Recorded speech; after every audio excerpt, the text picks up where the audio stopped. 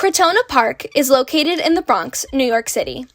The land on which Crotona Park sits was originally inhabited by the Wappinger tribe and the Siwanoy people, a band of the Lenape tribe. Then, this land was known as Keswiskek. This land was seized from the native tribes by European colonists in 1639. It was settled and called Bronk after Swedish settler Jonas Bronk. Scottish immigrant Alexander Bathgate acquired a portion of the land in the South Bronx from his employer. Called Bathgate Woods, portions of this land were open to the public as picnic spots, and people often skated on Indian Lake in the center of the woods. In 1884, New York Governor Grover Cleveland signed the New Parks Act, which would create new parks in New York. They acquired Bathgate Woods in 1888 from the Bathgate family in order to build a park in the South Bronx. Named for a Greek village famous for its Olympic athletes, Crotona Park opened that year. 10 years later, in 1898, the Bronx was designated a borough of New York City, thus incorporating Crotona Park into its park system. Such landmarks as the Concourse Plaza Hotel and Yankee Stadium, built in 1922 and 1923 respectively, are located near Crotona Park. Few changes were made in the park until the Great Depression hit. In 1929, a massive stock market crash caused the Great Depression, leading to widespread unemployment and economic turmoil. In hopes of creating new jobs and helping to jumpstart the economy again, President Franklin D. Roosevelt started the Works Progress Administration, or WPA, which would employ people to build projects for public use. In New York City, a lot of these WPA projects were pools and bathhouses. After being appointed Commissioner of the Department of Parks and Recreation in 1934, Robert Moses found a few sites across the New York City boroughs to build new public works projects. He found Crotona Park to be a great candidate to receive a pool. It was the only park in the Bronx that would have a WPA pool. Using these funds from the WPA, the department built Crotona Pool in about a year.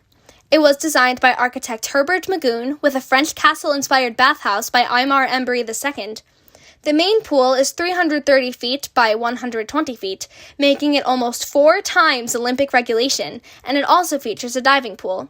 It opened on July 25, 1936, to a crowd of over 5,000 people.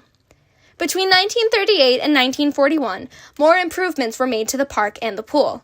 A baseball diamond was built, 7 playgrounds were added, and the sidewalks around the pool house were renovated.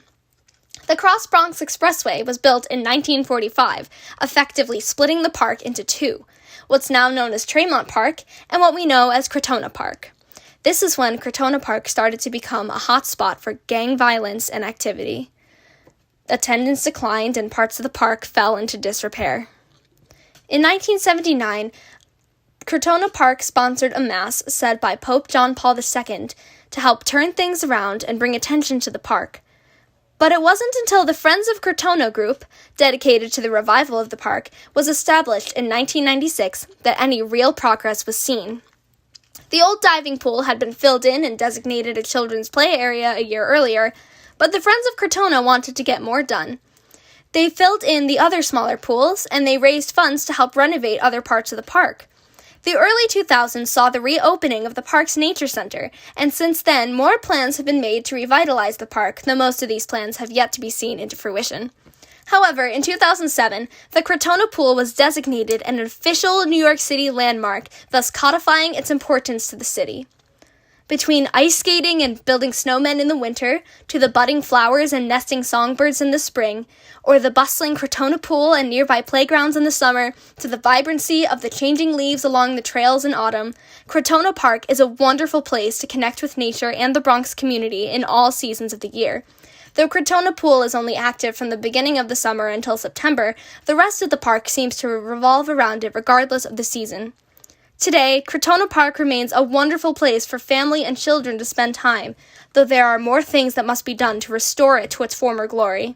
Its history serves as a reminder that land is as alive as those who inhabit it, and the pool remains a beacon of community.